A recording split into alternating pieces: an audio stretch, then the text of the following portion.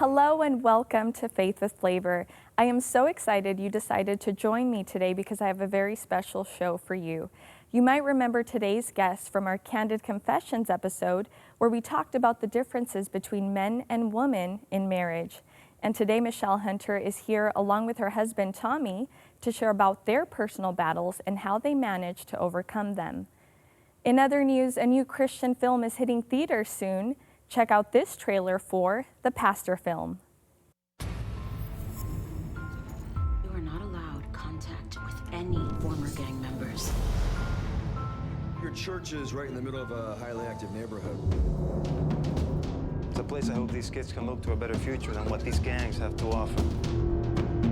Make him fight you.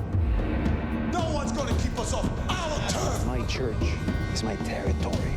The Pastor, in select cinemas nationwide, Monday, January 25th. Tickets on sale now at fathomevents.com. Read one passage every day. I feel the strength of his words. You are not allowed to have any contact with any former gang members. He knows my struggle. This place, take care of it, like if it was your own. Sure you want it all off tonight? Your church is right in the middle of a highly active neighborhood. It's a place I hope these kids can look to a better future than what these gangs have to offer. Please. What's going on here? We don't want you here. Just walk away, Pastor. No! He used to be these kids. We're locked now. Hear me? It's up to us to take back our streets, our community. No one's gonna keep us off our turf. Make him fight you. Courage, heart, it's what we're fighting for. Cannot be enough God. Not good of men. Man of God, you're nothing. My church is my territory.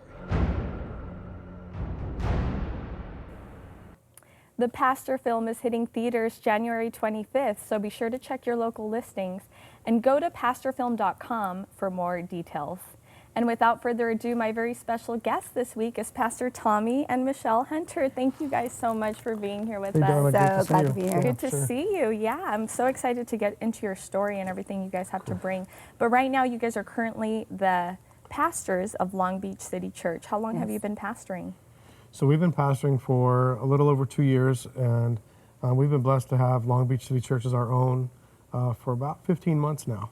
So that's amazing. Yeah. And how do you like pastoring, Michele? You know, it's not something I ever saw myself doing. So every day is a new experience and a learning experience, but so far it's been an amazing journey. Well, you know, you, Michele, are no stranger to Faith with Flavor. You have been here before, and the last time you were here, we really dived a little bit into your married life, and you know, that's what we're going to talk about today. Sure. But before we get into that, why don't you tell me how you two met? Go ahead, hon. We actually met on a Christian dating site. Somebody had signed me up without me knowing, and I got this wink from this guy, and I was like, "What the heck is a wink?" You know, and so I contacted him, and that's that. It was all over for me after that. What about for you, Tommy? Was it love at first sight? It was definitely, I would say, lust at first sight. Yeah, because she's so beautiful. So for sure. And then when we met, I mean, it was on and cracking after that. So. Yeah. Awesome. Now, Michele, you come from a very rough background. You know, you were involved with drugs and alcohol. What led you to turn that way? I was introduced to drugs and alcohol at a really young age, about 13. And, you know, I was real vulnerable and impressionable and really looking for a lot of things in my life. I had a troubled childhood, and that at that time seemed to fill the need and be the answer for what I was looking for. So when did you come to know Christ as your Savior? Actually, I was raised in a Christian home, and I knew God intimately from a young child. But once I turned about 13, 14 years old, I decided that I could do my life better than he was doing it. And so I turned my back and went my own way. So it wasn't until many years later, until I was in my 30s, that I came back to the Lord. looking back at it, would you change that perspective that you had at a young age? Well, sure, it would have saved me a lifetime of heartache, but I think, you know, it's kind of cliche to say the things that we go through really make us who we are, but in my case, it's true. I mean, the things that I've learned and my intimacy with God and who I know him to be and how he's shown himself strong on my behalf, despite all my ridiculous, crazy behavior my whole life, has really rooted me deeply in him. What would you tell a young person who maybe is watching right now and is thinking to themselves, you know, the same way you were thinking at a young age, I could do life better than God can. What would you say to them? Wow, I would say it's a life of misery. God actually created you, and he created you with a purpose and a plan. And when we think in our pride, in our flesh, that we can do things better than God can do it, we are sadly mistaken. I have my own children, and for me to be able to tell my own children just to go God's way, to do it God's way, to seek after God, just to even to ask yourself or ask God to show himself strong on your behalf is really the way to do it, because he will show up. Amen. Yeah. That's so true. Yeah. Tommy, what about you? How did you come to know the Lord? Well, it definitely wasn't a glamorous adventure, but I was in a bar fight and ended up in a hospital room. And knew at that point, I was in my early 20s, that life had to change for me, because if not, I'm fairly certain I would have died. And so I went and met with a local pastor. We sat down, and before Carrie Underwood could even do it, I said, Jesus, take the wheel. And so kind of gave over the rights to my life on January 26, 1995. So, wow. yeah. And what did you learn out of your, hardship, everything that you went through? Yeah, so what I learned was salvation without transformation is deception. Though I was saved, there wasn't a lot of transformation. And so ultimately I was deceiving myself and allowing the world to deceive me too, and believe a lie that you can be a Christian and still live in the world and do the things that the world has to offer. And that was such the biggest learning point was, and now that's why we teach and preach all about transformation and identity. So. And God knew that you eventually would meet and you guys would get married. Sure. But tell me, how long were you guys married before you started having issues in your marriage? You know, when I met Tommy, he just swept me off his feet. He had a lot of Christianese, and he had a lot of amazing things to say, and he told me my life was going to be this amazing fairy tale, and that everything would be good and beautiful. And I married him just stupidly about 4 months after I met him. I mean, wow, really. 4 months. Yes. We don't recommend that, by the way. No way. Not a wise choice. And it was about 3 weeks into our marriage. He came home one day and didn't like what I had to say, or maybe he didn't like the way I said it. And everything fell apart. He just, was screaming about divorce and throwing me out and changing the locks. And yeah. I mean, it went your from marriage. being a fairy tale to being a nightmare in 3 weeks. Yeah. What was going on in your mind, Tommy, in that moment when you were saying those things to her? Yeah, so what was going through my mind, which I didn't know at the time, is through some things that happened in my early childhood, my programming was women were good for 2 things, and that was for abuse and for sex, and that was it. And that's how I lived my life the whole entire time. Though I had Christ in my life, I was, like I said earlier, trying to put the 2 together. And it wasn't until I identified that piece that I just spoke about, when I connected the dots and figured out, hey, wait a minute, this is why I'm treating her the way that I am. And that's where now we live an amazing life. But it was the old programming things that had happened in my past, which I'm sure people can relate to. So what happened exactly in your past to make you have that way of thinking? Yeah, so I watched my mom get brutally beat a few different times when I was about 2 or 3 years old. So the programming began. And then by 1st grade, I was molested by 2 female babysitters. And then by age 14, I had a sexual relationship with my mom's best friend who was in her 30s. Wow. Do I need to say any more? That's kind of enough. And so every relationship after that kind of modeled what I had learned. It really seemed to be a vicious cycle in our marriage, because he would have these outbursts. Sometimes they would last for 3-4 days at a time, and it would just be just hell in our house during that time, you know. But then he would come back around, and so things would be good for a little bit, and then they would be really bad for a while, and then kind of good. And so we just vacillated in that, went back and forth, you know, for years. So he changed the locks on the house. What happened after that? So many things happened. I mean, it would just be I would take the cable box to the TV. I'd shut out the control. No TV. Control to the bank accounts, you name it. It was a lot of control, only because I was so out of control. Yeah. So what ended up happening eventually was, you know, we got divorced. I mean, cut to the chase, and if you want to know more, get a hold of us. But we ended up getting divorced, and it was in that particular time when we were apart from each other. God could just speak into both of our lives through different circumstances, and I think we understood and developed a knowledge of what love really looked like. It took a while, though. I mean, during that process, you know, I had found out that Tommy was cheating on me, and I was pregnant, and yeah, it was a devastating time. And so I had left and decided to move back to Arizona and leave him. And so I filed for a separation, a legal separation, and he came back to me with divorce papers. And during that time that we were apart, our son passed away, and that was very traumatic. And then it was during the middle of the divorce that God just began to speak to my heart, and really just showed me what love looks like, and what He looks like, what God looks like, and how He sees us, and then began to talk to me about how that relates into a marriage.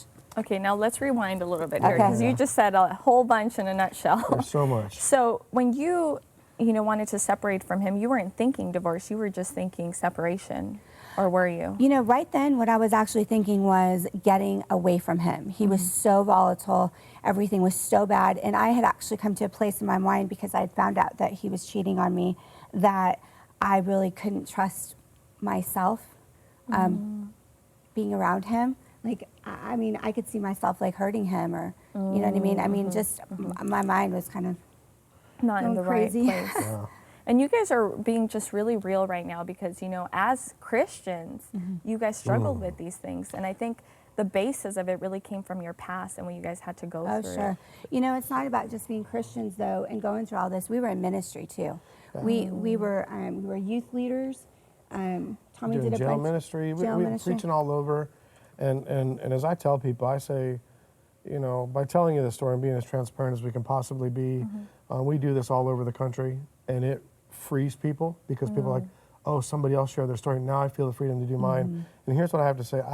I have nothing to lose by sharing this story. I've lost it all. I lost my wife. I lost my kids. I lost my job. I lost our house. I lost everything. But the restoration piece that came, I have gained everything so much more back. Yeah. Thousandfold. Forget the hundredfold, thousandfold. Our lives are so incredibly different now. And I mean, look, we're sitting here telling you about it. So that's amazing, right? That's wonderful. Yeah. Now, what happened to your son, if you don't mind me asking? He was stillborn, and so it just was a process that just was so traumatic. I know a lot of people go through, you know, losing a baby, and it's hard. And for me personally, when I found out I was pregnant, I was so devastated, because I did not want to be connected to this man for the rest of my life. I mean, it was mentally devastating for me. And then you know, throughout the process of being pregnant, I fell in love with him, you know, and so yeah, it was a hard thing. And then being in the middle of the divorce, and it was just a lot of turmoil and chaos. How did God change your heart, though? I mean, in 1 minute you're thinking, I don't want anything to do with this guy. I don't even want to have a baby from him. And the next, like, you're sitting here with him, married, and you guys look great. Yeah. So tell me what that process was like. It was literally an encounter with God. So when I lost the baby, I went through a couple months of just torment, of really having to come to a decision. Am I even going to continue living my life for God? I mean, I was really at a crossroads where I was ready to go back to my old lifestyle of drugs and alcohol, and just having my back turned on God, because I was just in a place of desperation. And thank goodness I made the right decision, and I started just pressing into God and really seeking him and finding out really what's going on in my life, and why do I keep getting into relationships with men like this, and why is my life always so got so much drama in it. And God showed me, first of all, that I had become a god to myself before him, because I had so many areas in me that needed healing and that needed just dealing with, and I always protected those places. We tend to like protect the things that are so hurtful, and we hold on to them instead of letting God do something with them. And so once I got past that point, I just had an encounter with God. I was actually reading divorce papers from him, and God took me through a journey of seeing in my spirit how he feels about Tommy, even in his ugly places. And so I was filled with this love and this compassion. It changed me like that. Like, it took me from being a victim in a horrible situation to being a powerful woman of God who was able to pray over her husband, because God showed me, he actually said to me, Michele, if you don't pray for him, who will? And he said to me, your husband is broken and he's going the wrong way. And yeah, James 5:16, that's real, man. Like, if we would just believe what we believe, it says that the fervent, effectual prayer of a righteous man avails much. Well, the fervent prayer of a righteous woman, this is the much sitting here today. I'm the much. And together we're even more than just the much. And it's just so radical how God has just spoke to both of us while we were apart. Tommy, when did you realize that God needed to be number one in your marriage? I was in the backyard of my friend Fieldy's house, and we were just having this conversation, and I was complaining about everything. And basically, he just told me to shut up. And he said, listen to what you're saying. And he took me through 1 Corinthians 13. And he just walked me through that. And in that moment, I felt the Holy Spirit just say, you just have not known love, and let me show you what that is.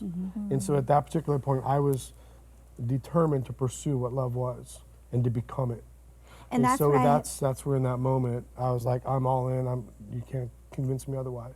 And going back to what he was saying about prayer, I have been praying that specifically over him day in the morning and at night, just that he would receive a revelation of God's love, because when I received it, it changed everything about me. Even how I saw somebody who had hurt me so deeply, no longer was I hurt. No longer was I in a place of, like I said, being a victim. It was a place of power where you can really pray over the person, not from a place of hurt or pain, but from a place of compassion to see how broken they really are, that they're acting like this, or that they're, doing the things they're doing. Love that. A revelation of love. Love that. Well, now we're going to take you through Tommy and Michele's ministry life. Take a look at Long Beach City Church. Amazing grace, how sweet the sound that saved a wretch like me. I once was lost, but now I'm found. Was blind, but now I see.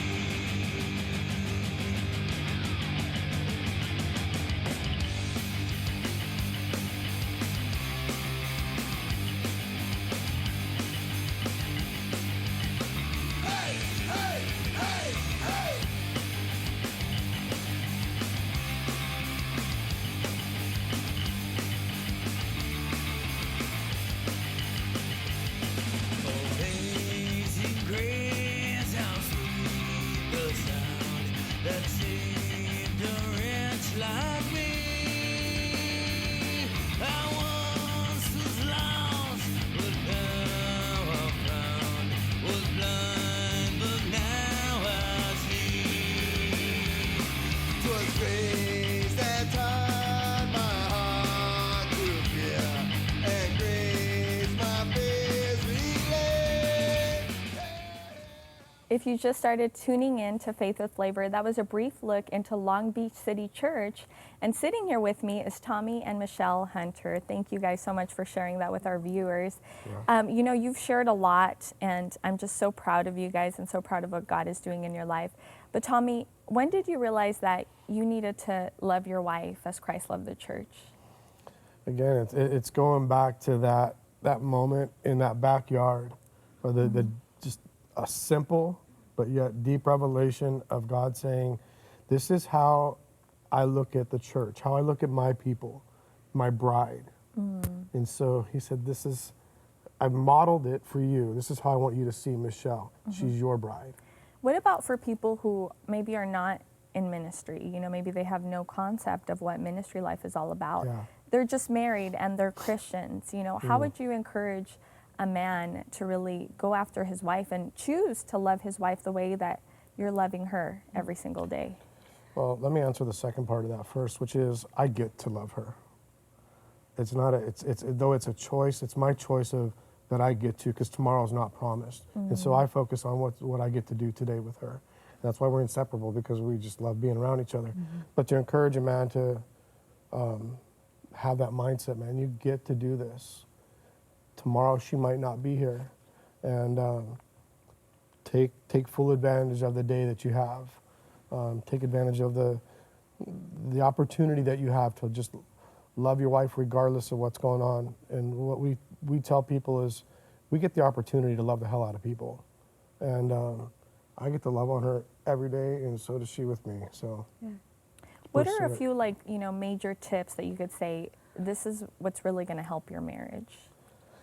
Yeah, so I think that what's really going to help your marriage is not focusing on the other person, but focusing on your personal relationship with the Lord. Yeah.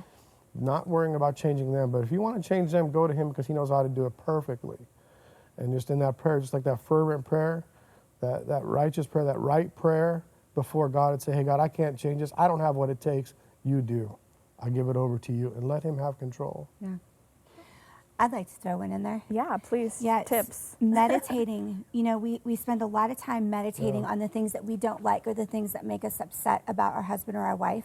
And when we meditate on the things that we do like and we do appreciate, like I love Tommy's hands, and I love his heart, and I love how generous he is. And these are the things that I meditate on, not the things that upset me. So I find myself constantly in a state of renewing my love and refreshing my love, and even all of those emotions and those warm fuzzies that you get, if we're meditating on all of the good things, even if you can only find one good thing about your husband or your wife, that one good thing will grow into more things, but you got to start somewhere. I love that so much, because, being married, I understand, what marriages go through and stuff, but how can we get to that place, like sometimes when we're mad, and they do something to really get under our skin, like what would you tell a woman who maybe is going through that right now? I would say really prioritize and figure out really what's important, because most of the things that make us mad about our husbands are things that they do or don't do, which is probably the case, the things they don't do. How important are they, and really are you going to even remember what those things are next week? Yeah. The most things that we allow ourselves to get, our feathers ruffled over are really about us. It's not really about the other person. So perspective is everything. If you take a look at yourself and be like, wait, why am I really upset about this? Why is this bothering me? Yeah. And it's now pretty easy to let go. Yeah, and now you guys just seem so strong. We are. How did you get to this place where there's so much strength in your marriage? Can I do it? Sure. I'll give you the second part. I just wanted to say that, I don't want to give people the false perception that we had this horrible marriage previous for so many years, and now we have this amazing marriage, and it just happened overnight because I was praying. It was a process. When we got back together, it was, a good 3-4 months where we had to really be conscientious about our own behavior and our responses, and really are we doing things out of, just habit, and be real purposeful in our behavior and reactions to each other. We absolutely love each other. We do have a strong marriage. And we are in total control of ourselves. Yeah. I'm in control of my behavior, and he's in control of his. I think that once a marriage gets back together, everybody wants to know what you did, where you were, all that stuff, and go over the past. Or even in a marriage that's still together, and you want to know, and you want to bring up the past. 1 Corinthians 13 lays it out. It says that love does not keep a record of wrongs. Yep. And so we made a rule in our house that we don't play broken records. We put on a new record, we sing a new song, and that's that. Honestly, I think for us, that was the catalyst to, putting us in a different position, and moving us into a place where we don't have to worry about the past anymore. We're looking forward, and now we get to change people's lives all over the world. Michele, why are you glad that you guys ended up getting back together after a divorce? Divorce breaks so many things. Divorce is not the answer. We've both been married and divorced before, and it causes such brokenness within yourself, not to mention your children, even family members, but within yourself that you carry into a next relationship. For me in my life, in this situation right now, I wouldn't change a thing. I can't be more grateful than I am every single day. We've broken this cycle of divorce in our family once and for all. We have walked this thing out and learning to be just really victorious as being a Christian first. You know, what it looks like and what it sounds like to be a follower of Christ and to look like God. Why do you think so many people, Tommy, nowadays are just giving up? Because they're selfish. Yeah. Period. I mean, it's all about me, about my feelings, my emotions, what I want. Yeah. And as far as I remember, Jesus on the cross was pretty selfless. And so I think that we have to wake up every morning remembering how selfless he was, and that we're supposed to model that. And not, life isn't about us. And I think that in a marriage, and I think Michele nailed it, we want to fight and go over all these things, and really all that is saying, I want. And Jesus gave, you know? Yes, he did. Amen. Now, if someone would like more information on you two, because I know you guys inspired so many people out there right now. I'm inspired by you guys. So where can they go for more information? You can connect with Michele and I on longbeachcitychurch.gov or org, longbeachcitychurch.org.